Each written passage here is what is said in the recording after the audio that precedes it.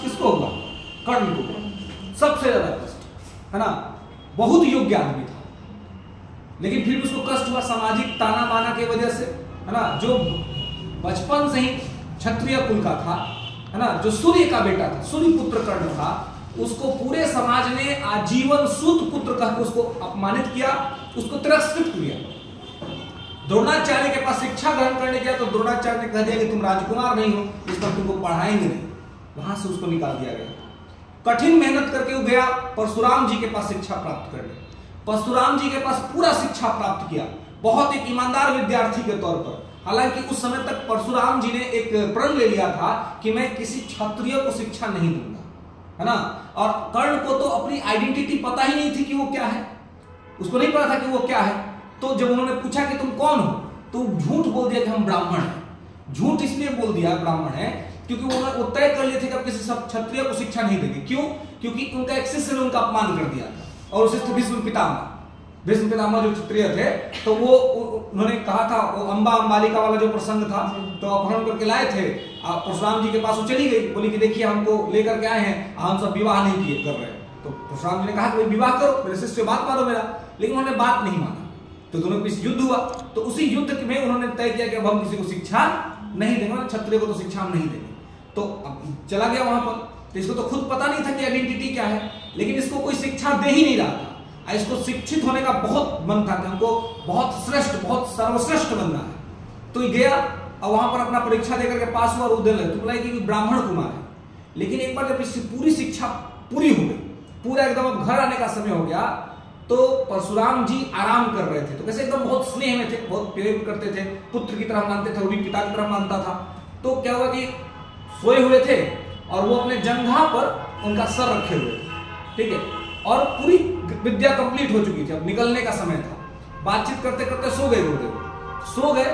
तो अब सो गए उसके जंघा पे ही, तो सोचा कि गुरुदेव जब उठेंगे तभी उठाएंगे, हम उनको डिस्टर्ब नहीं करेंगे, विश्राम कर रहे तो विश्राम करें।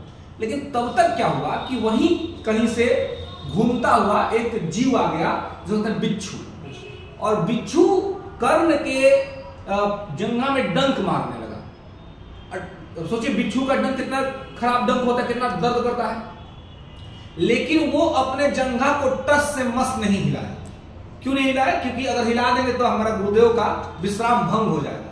तो पूरा कष्ट बर्दाश्त करता रहा, लेकिन और उतना काटा कि ब्लड आने लगा बॉडी से, चारों तरफ ब्लड फैल गया, लेकिन फिर भी वो अपना पैर नहीं ला रहा। क्यों? अपने गुरु के प्रति उसका समर्पण, वो हटा नहीं रहा। जब रक्त का जो महक उनके नाक में गया तो उनका नींद खुला एकदम। अरे कर्म क्या हो गया?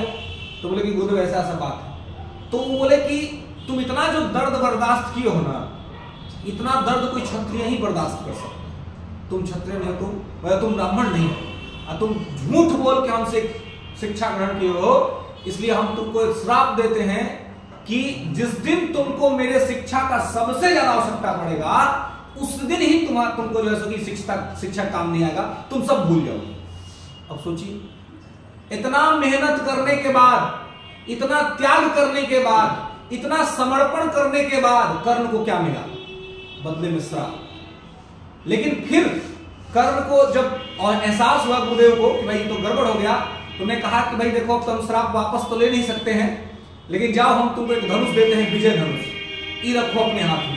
ये तुम्हारे हाथ में रहेगा तो दुनिया का कोई योद्धा नहीं जो तुमको पराजित करता। ये तुम्हारे हाथ में रहेगा तो तुम कोई ईश्वर भी अगर सामने आ जाएंगे तो तुम उनको पराजित कर दोगे। इतना कष्ट हुआ उसके जीवन में, पूरा जीवन वो जिसको मारने का सपना देख रहा था कि अर्जुन को मार के हम सर्वश्रेष्ठ का उपाधि लेंगे, क्योंकि द्रोणाचार्य ने अर्जुन के लिए उसको शिक्षा नहीं दिया था। जब युद्ध का समय आया, युद्ध में हुआ कि अब युद्ध करने जाना है, तो भगवान श्री कृष्ण आकर के कर्ण को बता देते हैं कि अर्जुन तुम्हारा भाई है। अब आप सोचिए कि बचपन से जिसको मारने का सपना देखा, और जब युद्ध शुरू हुआ उसके एक दिन पहले आकर के कोई कहता है कि वो तुम्हारा भाई है, कितना दर्द होगा। हद तो तब हो गया कि पता नहीं है कि मेरी मां कौन है। आज युद्ध से एक दिन पहले मां आती है, और मां आती है और बताती है कि हम ही तुम्हारे मां हैं। उस दिन पता चलता है कि वो जन्म से क्षत्रिय है, जो कभी था ही नहीं। उसके वजह से सूत पुत्र कह के उस समय की सामाजिक जो परंपराएं थी उसकी वजह से उसकी बहुत आलोचना की गई, उसको बहुत तंग किया गया था। और सबसे ज्यादा तंग कौन किया था? भीम, उसी का जो भाई लगेगा रिश्ते में, उस भीम ने किया था।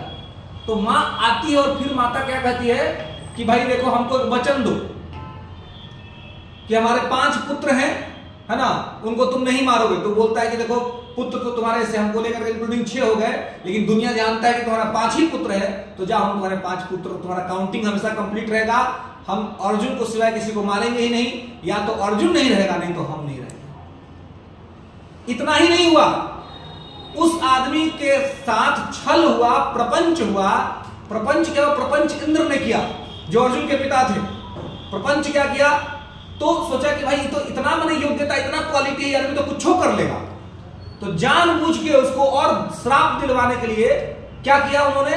तो उन्होंने क्या किया कि एक बछड़ा जो था, है ना, एक ब्राह्मण थे, ब्राह्मण देवता, वो अपनी गौ माता का सेवा करते थे, उनकी एक बछड़िया थी छोटी सी, उसके पास ही जाकर के एक राक्षस के भेष में वहां पे टहलने लगे इंद्र, और वहां पर कर्ण ने धनुष ताना और उस बछिया की रक्षा करना चाहता था वो, लेकिन अब वो बछिया के सामने ही खड़ा था राक्षस।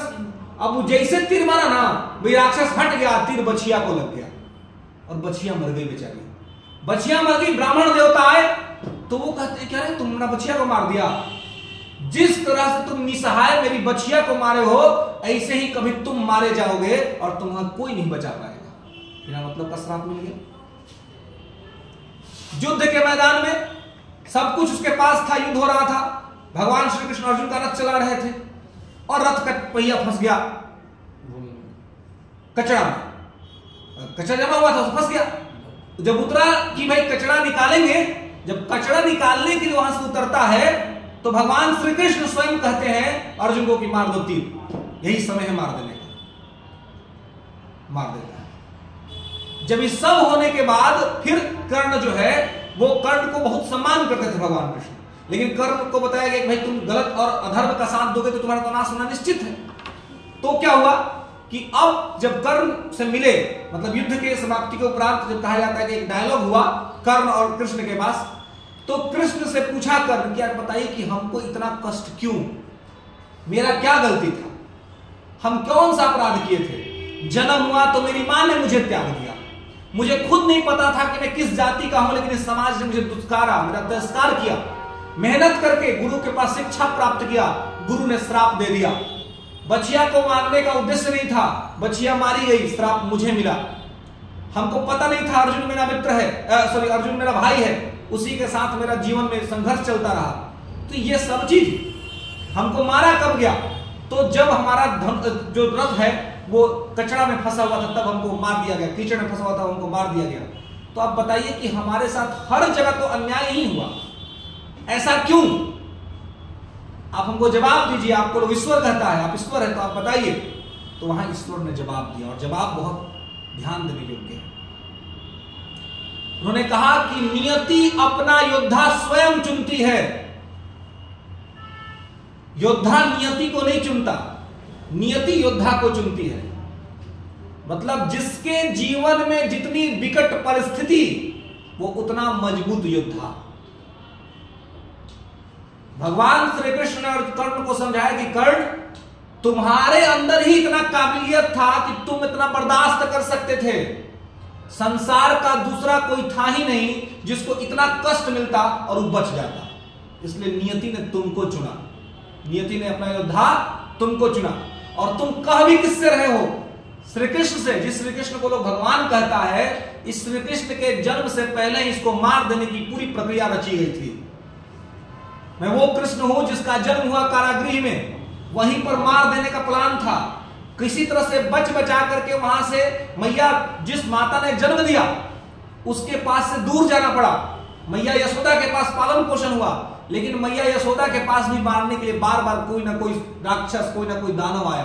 तो मेरे जीवन में कितना कष्ट है। मैं तो स्वयं ईश्वर हूं, मुझे लोग ईश्वर मानते हैं। तो मेरा कष्ट देख लो, तुम अपना कष्ट देख लो। तो मेरे जीवन में तो बहुत कष्ट है, तो हम क्या कहें? तो उन्होंने कहा कि भाई समझो एक बात, कि अगर जीवन में बहुत कष्ट है तो तुम जीवन के एक बड़े योद्धा हो। और जीवन में कोई कष्ट नहीं, सब कुछ अच्छा अच्छा निकल रहा है, तो जीवन के तुम सबसे कमजोर योद्धा हो। ईश्वर ने तुम्हें कोई भूमिका ही नहीं दी है। दुर्भाग्य है तुम्हारा कि ईश्वर ने तुम्हें कोई भूमिका नहीं दी। हमारा सौभाग्य है कि हम मध्यम वर्ग से आते हैं, हमारा सौभाग्य है कि हम गरीब के घर से आते हैं, हमारा सौभाग्य है कि हमारे जीवन में कष्ट है, तनाव है, दुख है। क्यों? क्योंकि ईश्वर ने हमें मौका दिया है अपनी गरीबी खत्म करने का, ईश्वर ने मौका दिया है अमीर बनने का, ईश्वर ने मौका दिया है तनाव, दबाव और कष्ट से लड़ करके मजबूत बनने का, महान बनने का अवसर ईश्वर ने हमें दिया है। इसलिए ईश्वर ने हमें समान मध्यम वर्ग में दिया है।